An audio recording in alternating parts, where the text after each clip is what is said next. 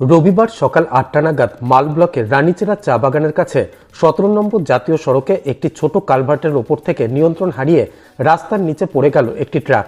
ঘটনায় আহত হয়েছে ওই ট্রাকের চালক। জানা গিয়েছে ট্রাকটি মালবাজার থেকে শিলিগুড়ির দিকে যাচ্ছিল।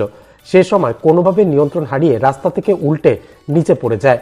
এরপর খবর পেয়ে মাল থানার পুলিশ এসে চালককে উদ্ধার করে মাল সুপার স্পেশালিটি হাসপাতালে নিয়ে যায়। বর্তমানে সেখানেই তার চিকিৎসা চলছে।